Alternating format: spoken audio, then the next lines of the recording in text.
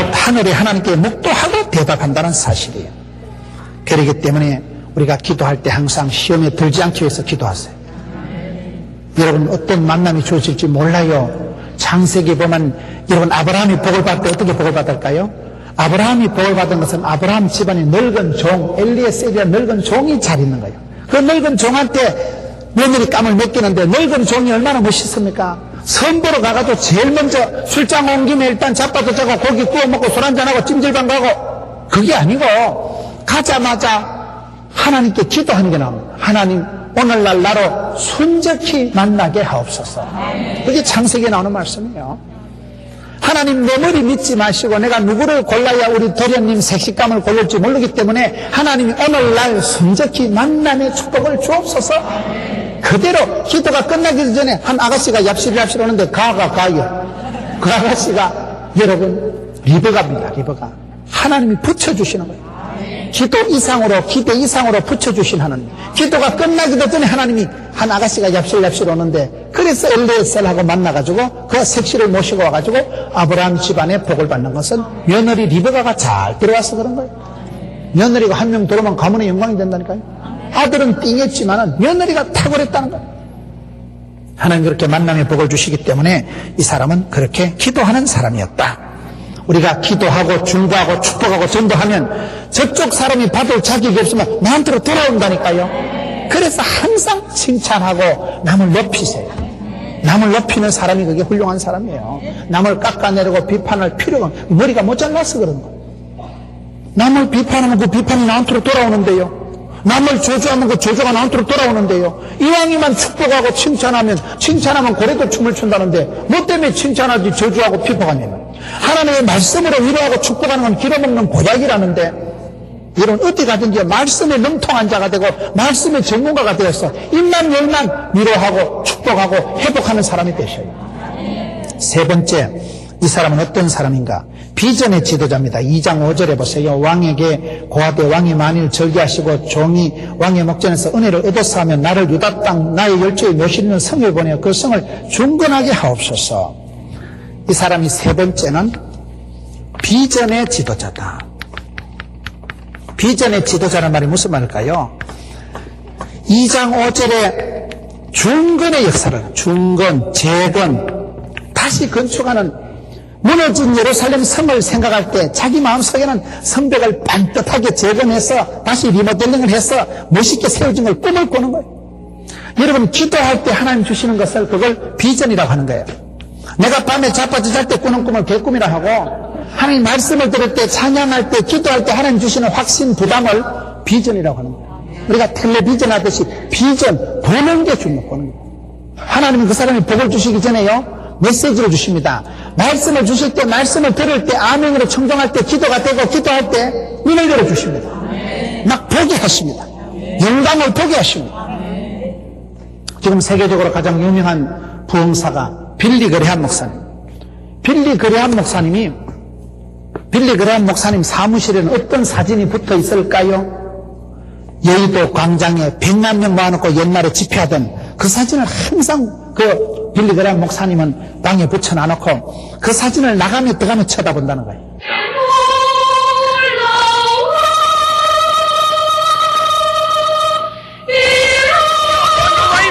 여러분은 예수님과 함께 통치하실 What a glorious future we have, those of us that know Jesus Christ.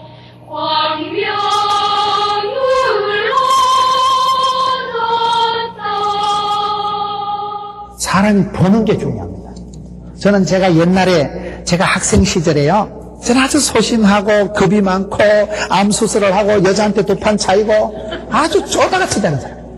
전도사나 해보겠나, 40살이나 넘기겠나 이렇게 살았다니까요. 그렇게 저는 우울증이 있고 아주 소심쟁이고 겁이 많아가지고 말도 잘 못하고 마이크만 잡으면 우이씨 신경이 번쩍 써요. 어떨 때는 주일날 아침만 되면 설사가 나는 거예요. 아무것도 안 먹었는데 설사가 나는 거예요. 너무 설교 때문에 서편내서가 충만해가지고 머리는 안 돌아가지, 실력은 없지, 잘하기는 잘하고 싶지, 이게 몸과 마음이 따로 노는 거예요. 머리는 안 돌아가지 설교 준비가 미흡하면요 목사님들이 아침도 안 먹고 싶어요. 목사님들 설교 준비할 때 사모님들 좀 핍박 좀 하지 마세요. 제가 설교 준비 못하고 토요일날 낑기거리면 집사람 뒤에 앉았다. 내가 할까? 면이 하는 게 쉬워 보이지만 핍박하지 마세요. 머리가 안 돌아갈 때는요, 토요일 밤이 되더니 준비가 안 되는 거예요. 원고가 완성이 안 되면요, 밥도 안 먹고 싶고 아무것도 안 하고 싶은 거예요. 그런데 제가 학생 때 어때 책을 보는데요, 어떤 목사님이 설교를 하는데 청중이 이렇게 벌떼같이 앉아 있는데 목사님이 이발을 단정하게 해가지고 뒷모습이 아주 단아하더라고요. 이발을 단정하게 한 목사님이 마이크 앞에 손을 들고 이렇게 서 있는 사진이 너무 이쁘더라고. 그난 사진이 이뻐서 그걸 오려가지고 내 책상에 스탠드에 붙여놓은 거예요. 항상 들어가면 나면서 그걸 보면서 나도 언젠가 하나님이 복을 주시면, 하나님 나를 불쌍히 했으면 나도 저 사람처럼 머리 단정하게 깎아가지고 카메라 뒤에서 잡을 때 수많은 청중들이 있고 손을 들고 할렐루야, 그럼 설교하는 부흥사가 안 되겠나? 꿈만 꿨다니까. 꿈만요. 그건 내 현실하고는 아무 관계가 없는 거예요. 나는 부흥사가 되려고 꿈도 안 꿔본 사람. 우리 교단엔 부흥사라는 단어도 없고 용어도 없고 소식도 없는 교단이에요. 부흥사는 무슨 부흥사, 목사도 못하건데 지금. 그렇게 저는 소박했는데 그 사진을 백지로 붙여놔가지고 그 사진을 제 스탠드 앞에 딱 붙여놨는데 수많은 청중들이 앉아있고 머리를 단정하게 깎은 목사님이 손을 들고 메시지를 선포하는데 되게 멋있더라고요. 그 사진을 자꾸 보며 들며 날며 살았거든요. 지금 믿으면 바라는 것들이 실상이라고. 실제 상황. 지금 딱 이 상황이 그 상황이에요, 지금. 이야, 참 믿으면 바라는 것들이 실상이라고요. 꿈이라도 빵실하게 꾸세요. 최근에 저희 교회에서 전도 세미나를 했는데 5,000명이 왔어요. 5,000명이요. 그런데 어떤 분이 저한테 문자가 온 거예요. 어떤 분이 와도 그분이 잘하는데 그분은 개척교회 하는 분이에요. 목사님, 못 올라가는 나무 쳐다라도 봐야지요. 이야, 나는 그 말이 은혜가 되는 거예요. 그분은 아직 개척교회고 예배당도 없고 아직은 서글프기 시작하지만은 목사님 어제 5,000명 모였다 하는데 못 올라갈 나무는 쳐다라도 보지요. 그게 얼마나 멋진 말이에요. 믿으면 바라는 것들이 실상이고 보지 못하는 것들이 증거라니까요. 보기라도 쳐다보고 꿈이라도 빵실하게 기도라도 거창하게 생각이라도 아싸랗게 주여 눈을 열어 주옵시고 보게 하여 주옵시고 하는 영광을 목도하면 다릅니다. 느헤미야가 기도할 때 하나님 눈을 열어주시는데 비전을 주시는데 무너진 자빠진 불타버린 예루살렘 성전을 중건, 재건, 리바이벌, 리프레시, 리모델링, 릴렉서, 그 여러분 지친 마음을 릴렉서 아주 풀어주시는 거예요. 자유케 하시는 거예요. 리모델링 새롭게 여러분 재활용, 재건축을 해주시는 거예요. 중건이라는 게 중건, 이게 멋있는 거예요. 중건의 은사를 주시고 중건, 재건, 다시 부흥의 비전을 주시는 거예요. 여러분 주님이 기도하게 하실 때는 기도하다 보면요 하나님이 깨닫게 해주시고 보여주는 걸 붙잡으세요. 그걸 그림을 그리고 파노라마를 스펙타클하게 그림을 그리면서 그림을 구상을 하면서 착상을 하면서 발상을 하면서 주여 꿈을 꿔야 꿈 같은 일이 꿈같이 이루어진다고. 꿈은 아무리 커도 세금을 안 받는다고. 꿈이라도 빵실하게, 꿈이라도 거창하게 꿨어요. 못 올라가는 나무는 쳐다라도 보자 이 말이요. 쳐다보세요. 기독교는 바라보는 거라니까요. 여러분 신령한 찬양 테이프를 저는 오늘 값지게 하셨네. 그 찬송을 참 오랜만에 들어봐요. 내가 집회를 조선 팔도를 다녔는데 오늘 나는 저런 찬양이 옛날에 한번 들어봤는데 얼마나 은혜가 되는지요. 좋은 찬양을 듣기만 해도 찬성이 하늘에 사무치고 기도가 주께 상달되고 말씀이 감동이 되면 막 찬송을 볼 때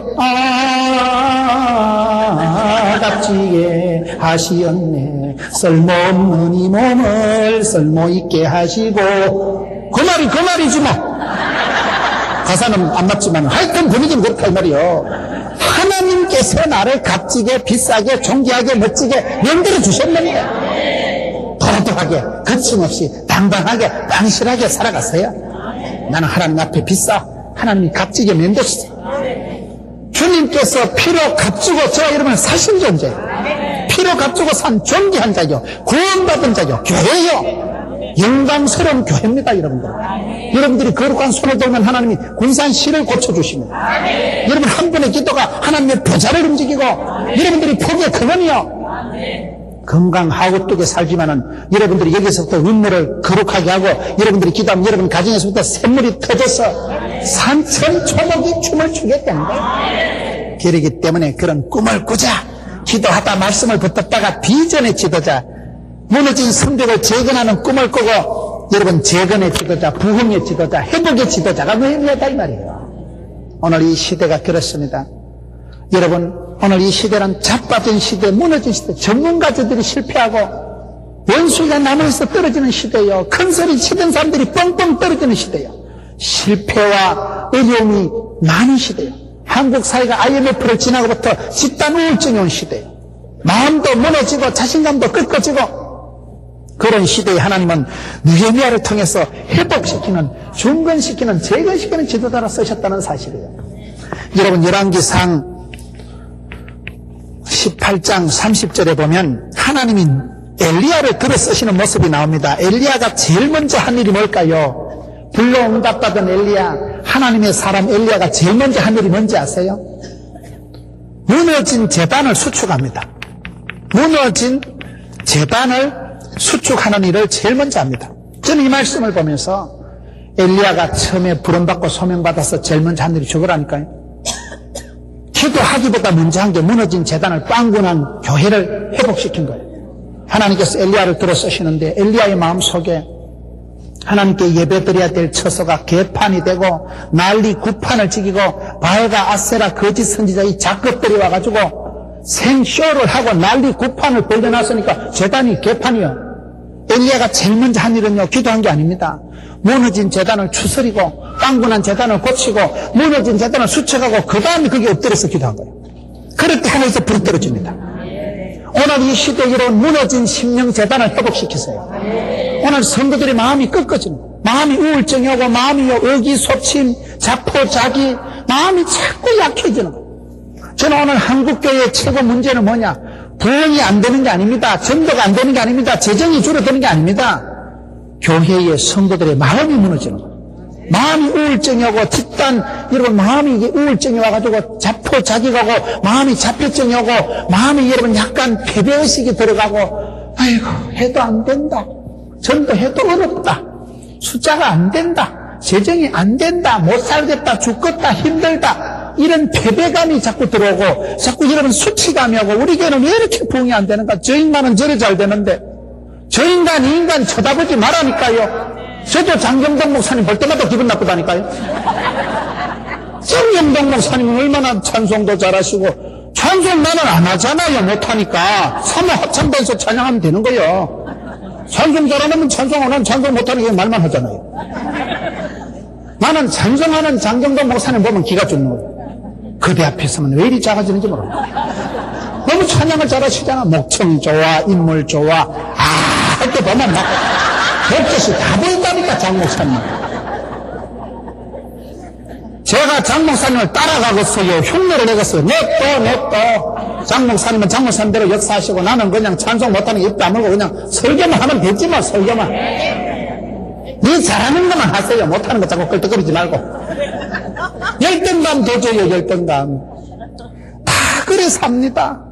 저는요, 집회 참석해도요, 강사가 막 잘하면 기분 나빠. 강사가 잘하면 막 밑동 굴다. 뭘 그래 자랑을 많이 하냐? 뭐 그래 교만하고, 무엇이 니는 설교도 잘하고, 목회도 잘하고, 다 잘하네. 나도 니 같으면 해보겠다. 왜 우리 집 와서 일주일만 살아봐라, 그런 거. 남들 잘하는 사람 보면요, 본받고 싶고, 도전 받는 게 기가 팍 죽을 뻔한다니까요. 안 살고 싶어, 세상만. 하나님 내 생명 그대로 갔어구나. 버텨먹고 싶은 거예요. 그런데 강사가 막 시급을 하고 암이 걸리고 막 부도가 나고 죽을 고비를 넘기다가 하나님 은혜로 회복이 되면 그러면 그렇지. 그때 은혜가 되는 거예요. 좀 심보가 고약해서 그래요. 여러분, 느헤미야가 누굽니까? 엘리야가 누굽니까? 회복의 지도자. 회복. 무너진 제단을 다시 고치고 엎드려서 기도해서 하늘에서 불러응답받은 사람이 엘리야라는 말이에요. 느헤미야는 누구예요? 자빠지고 불타버린 성벽을 다시 세우는 중건의, 재건의, 리바이블, 리프레시, 릴렉스, 리모델링의 은사를 받은 사람이 이 사람이다. 오늘 이 시대의 가정재단을 회복하세요. 남편이 안 믿는다 그딴 소리 하지 말고 니나 잘하세요. 남편 없을 때 혼자 찬송 테이프 틀어놓고 낙춤이라도 추고 커튼 치나놓고 할렐루야 한번 해보세요. 얼마나 은혜가 충만한데. 여러분, 재활용, 재건, 중건, 부흥, 다시 살아난다 이 말이에요. 부활, 다시 살리는 재건축의 이 시대는 지금 그런 시대예요. 다 해본 시대예요. 부흥이 안 한 교회가 어디 있어요? 근데 부흥이 안 된다는 거예요. 여러분, 건축을 다 한 교회들이 많아요. 그러나 건축하고 난 뒤부터 재건축이 안 되고 리모델링이 안 되니까 점점 녹이 썰고 문제가 많아져요. 차도 여러분, 차를 사면 몇 년이 지나면 계속 갈고 수리하고 보수를 해야 되는데 이게 여러분 60년, 70년이 되도록 한 번도 수리를 안 하면 되겠어요? 기도하면서 회개하고 기도하면서 다시 고치고 기도하면서 하나님 앞에서 나를 단장하는, 말씀 앞에서 단장하고 수리하고 보수하는 게 기도 생활입니다. 이 사람은 비전의 지도자인데 그 비전이라는 것이 다른 것이 아니고 못 올라갈 나무를 쳐다라도 보는 거예요. 네 번째, 이 사람은 어떤 지도자일까요? 건축가입니다. 2장 5절에 오늘 보면 중건하게 하옵소서라는 말이 나오는데 건축의 지도자가 무슨 말일까요? 결혼 건축가라는 책이 있습니다. 우리가 집안 부부 생활하는 게 건축하는 거하고 비슷하다는 거예요. 건축이라는 건 아주 여러분 종합적인 얘기입니다. 건축이 뭡니까? 교회를 건축한다는 건요, 일단 땅을 사야 돼요. 땅을 부지를 확보하는 게 큰일입니다. 땅이 비싸요. 땅을 사야 되죠. 그 다음에 설계해야 됩니다. 이 건물은요, 설계하는 대로 나옵니다. 이 설계비가 돈이 몇 억이 들어갑니다. 설계 도면이 중요한 거예요. 잘 짓고 잘 짓세, 우리 집 잘 짓세, 만세반석위에 설계를 잘해야 되고 그 다음에 시공을 잘해야 됩니다. 시공을 해도 그게 간단하게 끝나는 게 아니고, 저도 예배당 지을 때 보니까요, 예배당 짓는 건 잘 지었는데 나중에 성구 넣을 때 문제가 생기더라고요. 의자를 제가 바빠가지고 대충 의자를 선정을 했거든요. 나중에 의자를 넣게 어떤 놈이 저런 의자를 넣느냐, 이놈이 넣었거든요. 의자를 넣으니까 많이 많은 거예요. 색깔이 어둡다는 동, 의자가 안 맞다는 동. 제가 의자 넣어놓고요, 요걸 바가지로 얻어먹었어요. 건축이라는 게 간단한 게 아니에요. 음향, 난방, 영상, 이 시스템이 보통 복잡한 게 아니에요. 음향이 안 좋으면 여러분 이 소리가 안 들립니다. 하우링이 뜨고 이러면 설교를 못 듣습니다. 조명이 중요해요. 조명이 밝아야 됩니다. 여러분, 건축이라는 게 이게 음향, 난방, 조명, 인테리어, 보통 복잡한 게 아니에요. 그래서 건축을 잘한다는 게 종합적으로 잘 된다 이 말이에요. 이 사람은 여러분 성벽을 고치는 건축가로 부름받은 거예요. 결혼 건축가라는 책이 있다니까요. 결혼 생활도 이게 건축하고 비슷하다는 거예요. 결혼을 할 때 사람을 만나서 하나님 좋은 사람을 붙여주옵시고 만남의 복을 받고 가정생활을 설계를 해야 됩니다. 덮어놓고 살면 막가파가 되고 하나님 말씀을 갖다 놓고 창세기부터 나오는 가정이 뭐냐, 하나님 나를 어떻게 만드셨냐, 백년배필이 되자 성경의 앞에서 내가 행동한 가정을 구상을 하고 연구를 해야 됩니다. 설계 도면을 펴놓고 살아야 돼요. 이런 이 가전제품은 다 제품 설명서, 사용 설명서가 있잖아요. 100볼트 다리미를 급하다고 220볼트 꼽으면 어찌 되겠어요? 불나요. 제품 설명서를 보고 제대로 써야 제품을 오래 쓰듯이 우리의 가정도 덮어놓고 살면 안 되고 설계 도면대로, 설계 도면이 이게 바로 성경이 설계 도면이에요. 하나님 말씀에 보면 행복은 무엇이고 가정은 무엇이고 부부는 무엇이냐 다 나온다 이 말이에요. 설계 도면을 설계를 비싼 돈을 주고 해가지고 시공을 하고 벽돌 하나 싸가고 뺑기칠을 하고 결혼 건축가다. 결혼 생활도 집을 짓는 거와 같고 이 사람은 특별히 부름받을 때 건축가로 부름받은 거예요. 저는 이런 부분이 참 이 사람이 대단하다. 여러분 책 중에 우리들의 아가서라는 책인데 그 책의 부제가 아직도 공사 중인 나를 사랑하는 당신에게 그런 책이 있어요. 서울의 김수지 박사라고 여러분 그 간회학의 대모 같은 분이에요. 이화여대 교수님이요. 서울의 온누리교회 권사님이요. 이분은 군사요, 박사요, 간호학 교수는 큰 은마라니까요. 그런데 이분의 은사가 뭘 잘 잊어먹고 다니는 은사가 있는 거예요.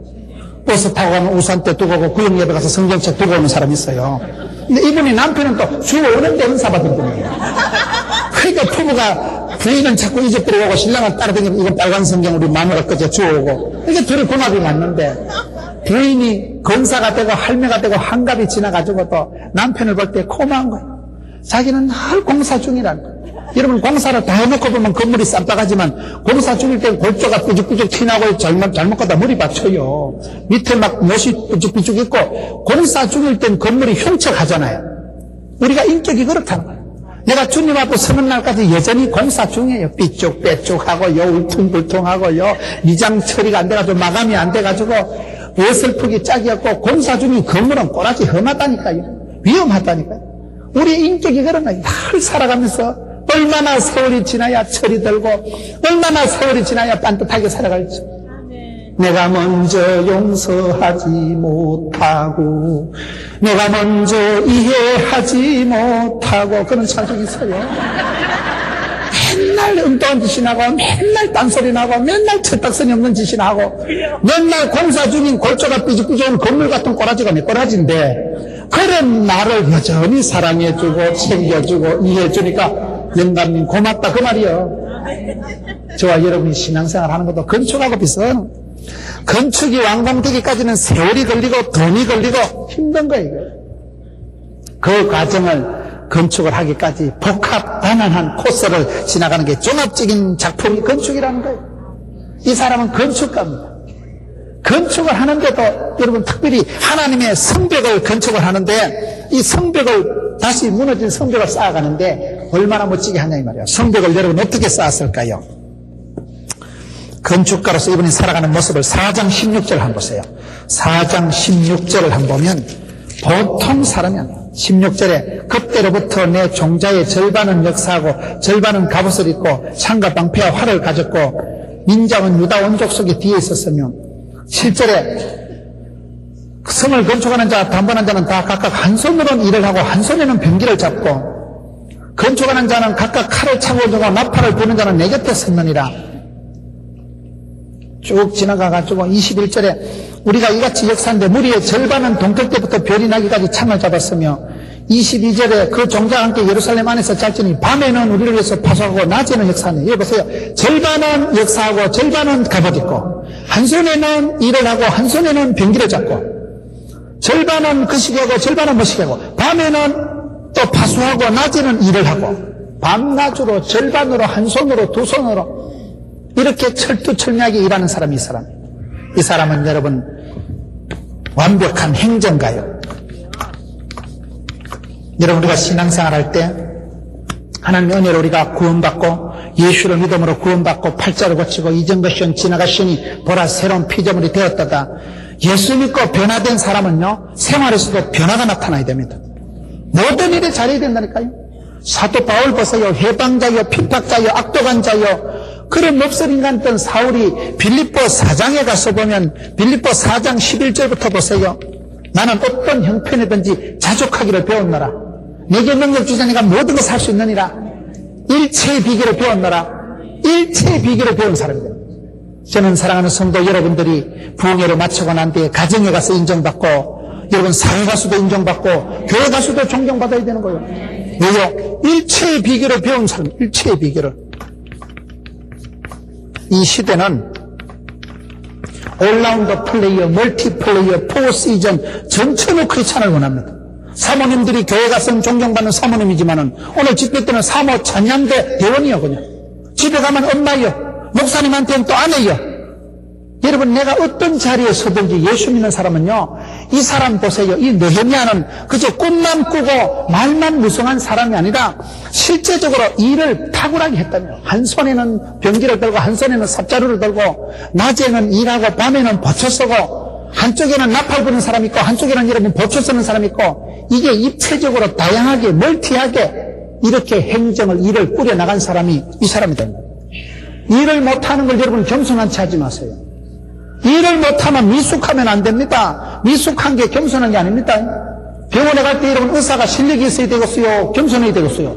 의사가 수술해놓고 어머 죄송해라 죽었다 그러면 안 된다니까요. 의사 선생님은 살려야 돼.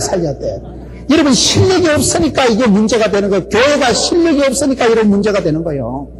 성도를 한 명을 전도해도 그분을 잘 양육을 하고 정착을 시키고 은사를 배치하도록 실력을 키우세요. 역량을 키우세요. 여러분 이 사람이 느헤미야가 대충 꿈만 꾸고 말만 많고 기도만 한 사람이 아니고 실제적으로 어려운 상황에 싸워가면서 여러분 일을 할 때 탁월하게 했다니까요. 한 손에는 성경을 들고 한 손에는 뭐를 하고 밤에는 뭐하고 낮에는 뭐하고 절반은 이거하고 절반은 저거하고 입체적으로 완벽하게 한 사람이에요. 저는 최근에 제가 지도자들을 만나면서 느낀 게 그거예요. 정필도 목사님은 말씀을 들을 때 주의 말씀을 정정할 때에 이 시간에 암덩어리가 뚝 떨어질지어다. 나경일 목사님이 인도네시아에 가서 그 집회한 걸 저희 교회에서 필름을 틀어주는데 그분은 나경일 목사님은 말씀이 좀 어눌하시지만 말씀을 전하는데 막 신유의 역사가 나타나는 거예요. 여러분 정필도 목사님은 서울대학을 나온 분이에요. 무슨 그저 단순하게 그저 신비주의 운동이나 하는 사람이 아니에요. 그저 신유의 능력이나 사모하는 사람이 아니에요. 전통 신학을 해서 성경적인 목회를 하면서도 성경에 있는 그 신유의 능력을 사모한다 이 말이에요. 여러분 우리가 말씀을 들을 때에 예수를 믿을 때 귀신이 물러가고 악한 것이 사라지고 마귀 새끼가 사라지고 회복이 치유가 나타나기 때문에 그걸 사모하자 이 말이에요. 사모하자. 사모하는 마음으로 살아가세요. 병이 떨어지는 게 좋겠어요? 병이 떨어지는 게 좋겠어요? 우울증이 심해지는 게 좋겠어요? 우울증이 사라지는 게 좋겠어요? 믿음의 세계는 기적이 나타나고 말씀을 청구할 때 하나님 말씀이 살아 운동력이 있고 말씀이 치료하는 광선을 바라기 때문에 아멘 아멘 그 말씀을 받아들일 때 내가 말씀을 들을 때 치유의 역사가 일어나요. 믿음이 살아나고 돋아납니다. 4장 14절에 내가 돌아본 후에 일어나서 기인들과 민장과 남은 백성에 구하기를 너희는 저희를 두려워 말고 지극히 크시고 두려우신 주를 기억하고 너희 형제와 자녀와 아내와 집을 위해서 싸우라. 너희 자녀와 너희를 위해서 울라고 하셨기 때문에 싸우는 거예요. 싸우는 거예요. 이 사람이 여러분 쉽게 그냥 수월하게 해서 지나가는 게 아닙니다. 이 사람이 얼마나 여러분 영적인 이런 전투를 하고 싸워서 이긴 사람이 느헤미야입니다. 싸워서 이긴 자예요. 오늘 영적인 전투 현장에서 이기는 자가 되세요. 기도해서 권능을 받으세요. 하나님 앞에서 속으로 성령 충만, 겉으로 하나님의 전신갑주를 취해서 복음의 신발, 진리의 허리띠, 의의 흉배, 구원의 투구, 믿음의 방패, 성령의 금을 빼들고 이기세요. 줄 서서 개주지 말고 연료관을 뺏기지 말고 마귀 새끼를 대적하고 여러분 자녀와 가정과 교회와 여러분을 위해서 싸우라. 오늘 14절 말씀이에요.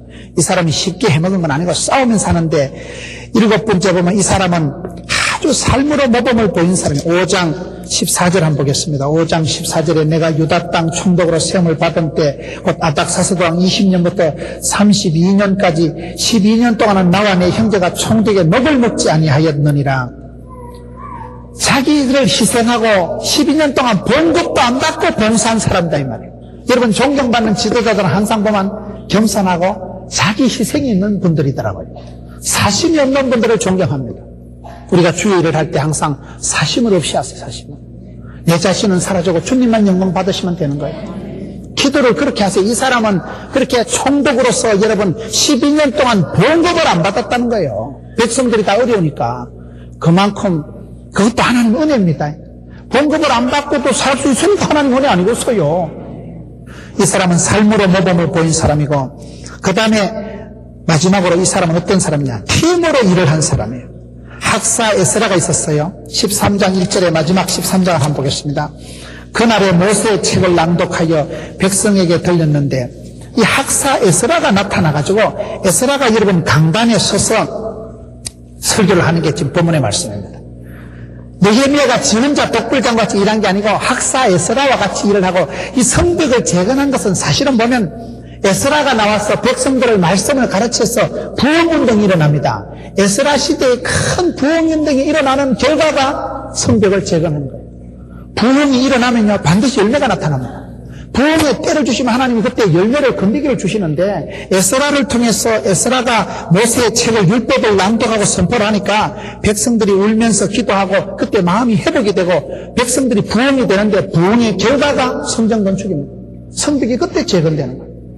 부흥이 되면 반드시 역사가 나타나는데 여러분 이 사람은 자기 혼자 일한 사람이 아니라 에스라는 강단에서 율법을 가르치고 느헤미야는 성벽을 재건하고 나중 시대지만 스룹바벨은 여러분 성벽을 짓고 이 시대에 하나님의 지도자들이 사람들이 딱 하나가 됐다는 거예요. 팀워크가 중요합니다. 팀워크. 같이 더불어 살아가는 게 이게 중요합니다. 같이 더불어 함께 형제가 연합해서 동거하는 게 아름다운 거예요. 내 혼자 기도 잘하고 찬송 잘하는 것이 아니라 여러분 신앙 고백을 공동체적인 신앙 고백, 여러분들이 군산 시를 위한 기도를 잊지 마세요. 늘 먼저 조국과 민족을 위해서 기도하세요. 저는 제가 처갓집에 가서 저희 처갓집에 밥을 먹으러 가면 꼭 북한 동포를 위해서 기도하더라고요. 저는 북한에서 피난 온 사람들인가 봤더니 그것도 아니요. 이북하고는 아무 관계가 없는 가족이지만은 식사를 할 때 꼭 북한 동포를 위해서 먼저 기도하는데 우리 처갓집이에요. 그러니 하나님 복을 주시더라고요. 사모님이 몸이 편찮으시니까 사모님을 위해서 먼저 기도하는 거예요. 우리 집사람 바로 위에 언니 처형이 아기를 못 가졌어요. 그런데 그렇게 기도하고 난 뒤에 10년이 지나고 난 뒤에 아기가 들어서더라고요. 저는 우리 처갓집에서는 항상 중보 기도를 먼저 하고 북한 동포를 위해서 먼저 기도하고 교회 사모님이 편찮으니까 사모님을 위해서 먼저 기도하니까 딸 중에 아기를 못 가지는 딸이 10년 동안 아기가 안 들었었는데 그 기도를 하고 난 뒤에 아기가 들었었다는 사실이에요. 중보 기도가 힘이 있습니다. 여러분 축복하고 기도하세요. 남을 살리는 기도를 하고 혼자 잘난 체 하지 말고 더불어 함께 같이 하는 게 이게 잘합니다. 느헤미야의 지도력의 특징은 에스라 학사와 같이 마음을 합쳐서 백성들을 부흥시키는 일을 했다. 진짜 끝으로 마지막 13장을 봅시다. 느헤미야 제일 마지막 13장 2절을 보겠습니다. 그러나 우리 하나님이 그 저주를 돌이켜 복이 되게 하셨다 하였는지라. 이 사람은요 저주를 바꾸어서 복이 되게 한 지도자입니다. 저주를 바꾸어서 축복이 되게 한 지도자니까 이 지도자가 최고다 이 말이에요. 제일 마지막 느헤미야 13장 끝절 31절 봅시다. 또 정한 기간에 나무와 처음 익은 것을 드리게 하였사오니 내 하나님이여 나를 기억하사 복을 주옵소서. 느헤미야의 마지막 축복 기도는 백성들을 축복하는 거예요. 이 땅을 축복하는 거예요. 느헤미야는 마지막에요 자기 개인이 잘 먹고 잘 사는 게 아니에요. 백성들이 잘 되고 고향 땅이 잘 되고 이스라엘 민족이 잘 되고 예루살렘 성벽이 재건되고 마지막에 느헤미야의 엔딩은 하나님이여 나를 기억하사 복을 주옵소서. 우리 백성들이 잘 되게 해주시고 이 땅이 잘 되게 해주시고 국민들이 동포들이 잘 되게 해달라는 축복 기도로 오늘 느헤미야가 마치니까 축복 기도자가 늘 백성을 위해서 저주받은 흩어진 심판받은 이스라엘 백성들이 회개하고 그걸 이스라엘 백성들이 아비로부터 잘못한 걸 자기가 회개하듯이 회개해서 저주를 축복으로 만든 저주를 축복으로 고친 사람이 느헤미야라는 지도자예요. 그래서 성경에 여러 인물들이 있지만 누구보다도 탁월한 사람, 하나님의 사람, 그 시대의 영웅이 느헤미야였듯이 오늘 또 여러분들 오늘 느헤미야에 가졌던 이런 지도력을 본받고 뻔이라도 따고 쳐다보기라도 하고 같이 흉내라도 나고 생각이라도 해서 오늘 이 혼란한 시대에 여러분 군산이 다시 경제가 살아나고 여러분 가정의 심령이 살아나고 교회가 더욱더 부흥의 절정의 때를 맞이하는 부흥의 지도자, 회복의 지도자, 여러분 가정에서 일터에서 교회에서 쓰임받는 여러분 되시기를 축원합니다.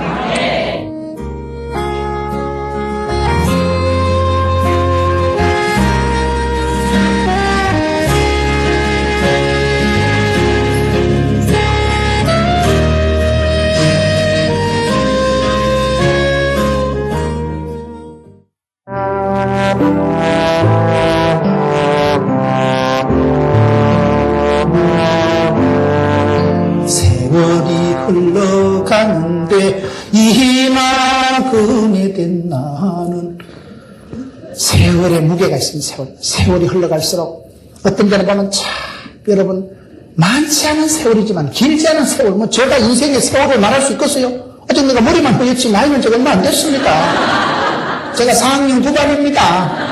얼굴이 제가 성도들이 보고 아이고 목사님 대변 얼굴이 시커멓긴 한데 실물로 보니까 피부가 장난이 아니네 이러잖아 사람들이야. 제가 나이가 안 많아요. 세월이다 인생이다 이런 건 아직은 논할 내가 나이는 아니다 이거요. 그럼에도 불구하고 뒤돌아보면 험악했습니다. 험악한 세월을 삽니다. 아버지는 일찍 죽어버리고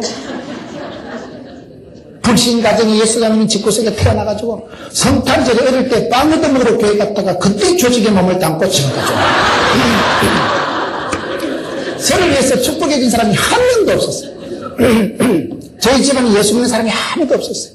부산 천재전 일가 친척이 하나도 없습니다. 맨땅에 해등하듯이 부산까지 떠내려가가지고요. 30년을 지났어요. 뒤돌아보니까 험악한 세월, 아찔한 세월을 지났었나이다. 그런데 지금 어찌 될게요? 어서! 지금 하나님께서 나와 함께 하시고, 얼마나 불쌍히 그 성질 더러운 거 꼬잡하고 치사하고, 아이고, 사람 구실도 못하는 거 얍삽하게 이럴 때 같고, 나는 야곱이 싫다니까요. 그런 야곱 같은 지렁이 같은 인간은 얼마나 만지시고 붙드시고 싸매시고 회복을 하셔서 행복 충만하게 만들어버려요. 우린 자다가 일어나도 새벽에 한 번 먹고 잡니다. 할렐루야.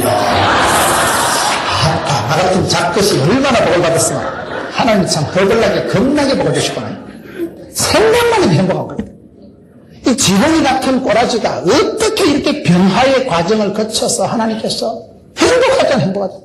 얼마나 행복한지 몰라요. 신바람이나 자다 일어나도 팔자를 꽂혔구나. 내가 완전 신분 보통 족팔 불급이 아니구나. 이렇게까지 변화될 줄 예전에 몰랐다니까요.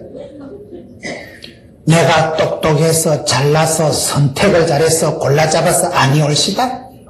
천번만 번 실패하고 바보 등신 같은 짓을 하고 오점을 남기고 허물투성이고 실수 연박 등신 쪼다 바보 죽고 계속 그래 살았다니까요. 창피해. 제 지나간 세월을 몰래카메라를 틀어본다면 여러분이 앉아있을 건 아무도 없어요. 그래 살아갑니다.